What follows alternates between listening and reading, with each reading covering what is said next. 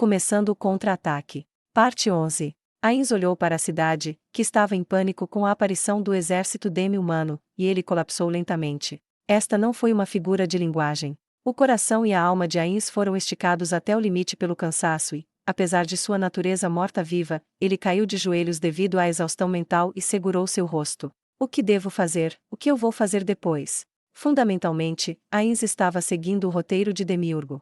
Claro, nem todas as palavras e ações foram planejadas, então ele improvisou um pouco, mas mesmo assim Ainz estava contando com os desenvolvimentos do plano de Demiurgo. Ou melhor, o problema era que ele havia improvisado demais. Essencialmente, as diretivas operacionais que ele recebeu de Demiurgo basicamente diziam: por favor, adapte-se à situação, e outras coisas desse tipo. Isso é demais para mim. Isso foi o que Ainz pensou quando viu pela primeira vez as instruções.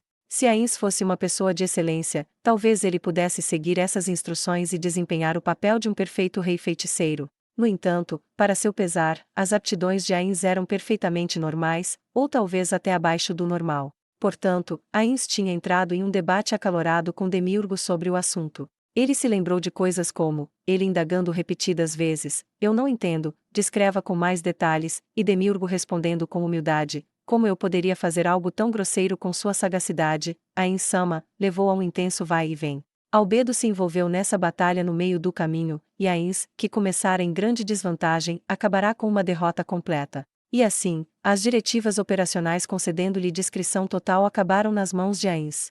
Se isso fosse uma brincadeira por parte de Demiurgo, ele poderia ser capaz de lidar com isso de alguma outra forma, mas isso era fruto da confiança e do respeito de seu subordinado. Em particular, isso ficou muito claro por meio de pronunciamentos como: o senhor certamente será capaz de chegar a uma conclusão melhor. Ainz Sama, como alguém tão insignificante quanto eu poderia limitá-lo com minhas palavras e ações? Se você fosse guiado pelo senso comum, porque o rei de outro país viria sozinho, que argumento irracional, ainda assim, eu vim até aqui. Apesar de ter criado alguns problemas ao longo do caminho e me descuidado algumas vezes, ainda cheguei até aqui. Ele não acreditava nos deuses, mas do fundo de seu coração ele queria rezar para eles. Demiurgo e Albedo não poderiam ter considerado minhas aptidões mentais antes de despejar missões em mim.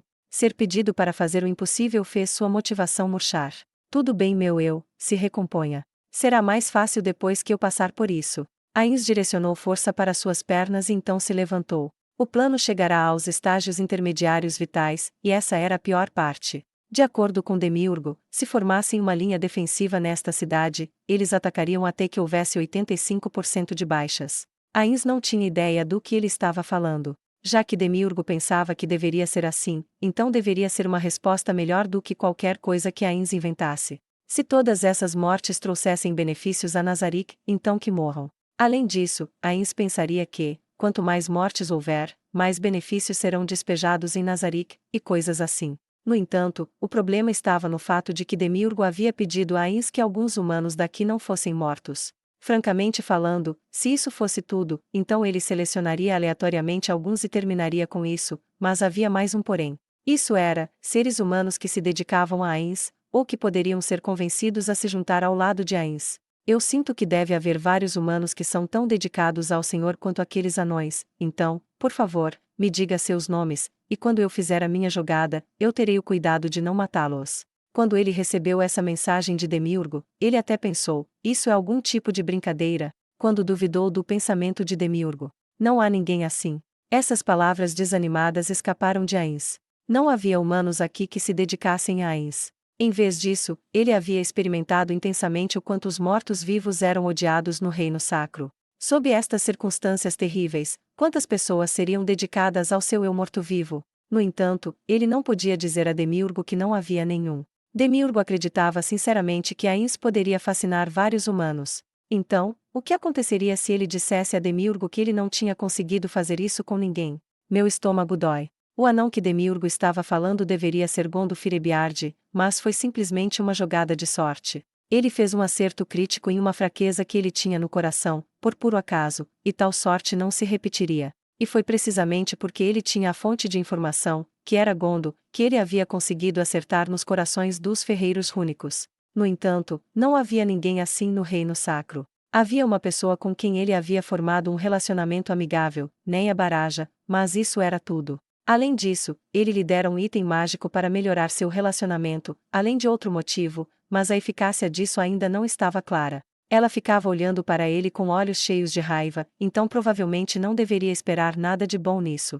O que o demiurgo pensaria se eu dissesse a ele que havia apenas uma pessoa? Ains se perguntou. Será que a imagem de Ains que demiurgo mantinha em seu coração não desmoronaria completamente? E então, o que aconteceria no futuro? No reino anão, eu disse ao demiurgo que eu não era tão inteligente, mas naquela época não pareceu que ele acreditou em mim. Que droga! Que tipo de pessoa eu sou nos olhos dele? Ou melhor, parece que estou ficando cada vez maior na mente dele, ou estou imaginando coisas. Normalmente, não seria o contrário. As expectativas colocadas sobre ele eram dolorosas. Não eram pesadas, mas apenas machucavam. No passado, ele havia ponderado quão pesado e dolorosa a palavra lealdade poderia ser. Em particular, a parte em que seus subordinados viam Ains como um grande ser era a mais dolorosa de todas. Acho que devo aproveitar esta oportunidade para dizer ao demiurgo que eu não sou tão incrível assim, mas o que vai acontecer se eu disser isso? O que eu faço se isso acabar estragando o plano que o demiurgo trabalhou por tanto tempo? Se eu passasse vários anos cortejando um grande cliente, apenas para que ele caísse por causa de um comentário estúpido do meu chefe? Ah, Ains disse enquanto coçava sua cabeça sem cabelo. O que ele deveria fazer? Qual seria a melhor resposta que ele poderia dar? Não importa que simulações ele fazia, todas terminaram em demiurgo olhando para ele em decepção. Ele não conseguiu chegar a uma conclusão que pudesse aceitar.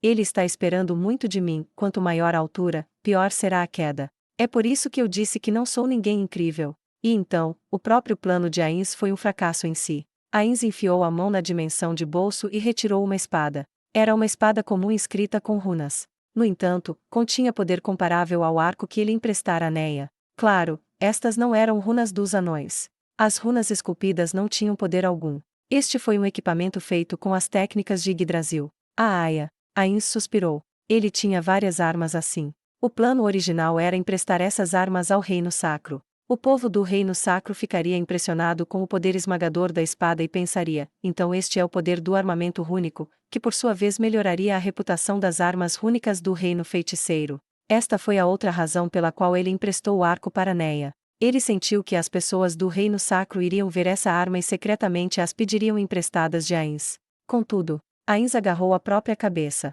Por que ninguém pediu emprestado?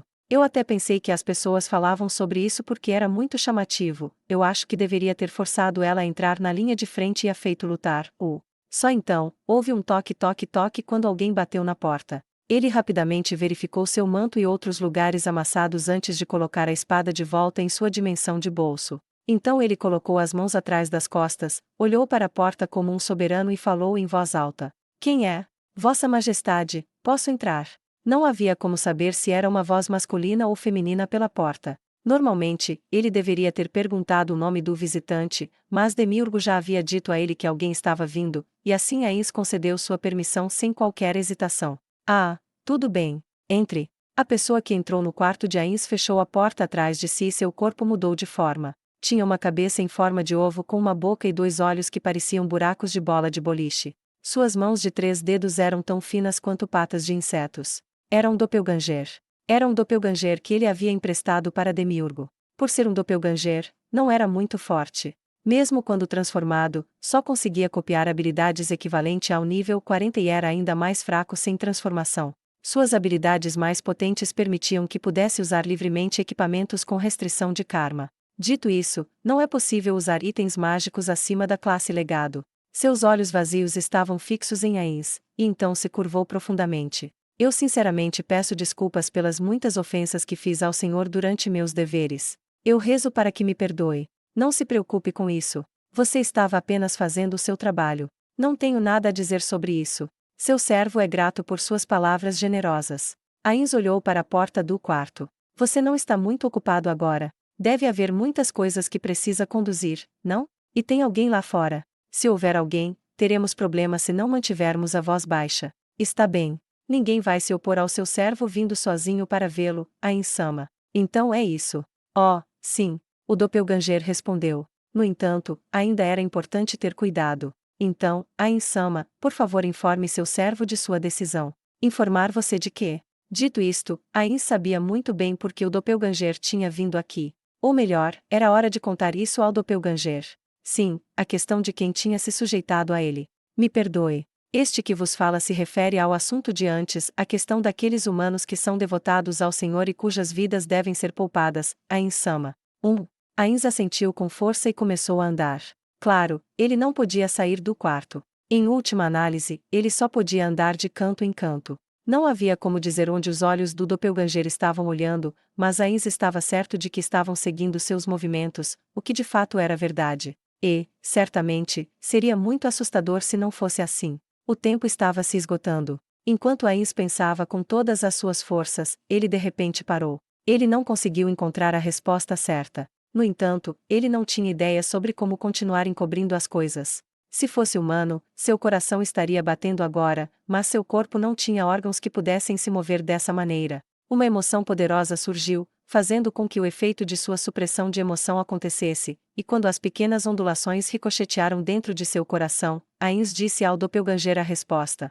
Uhum. Eu serei franco. Não há seres humanos que precisem ser salvos. Apenas deixe alguns vivos se necessário.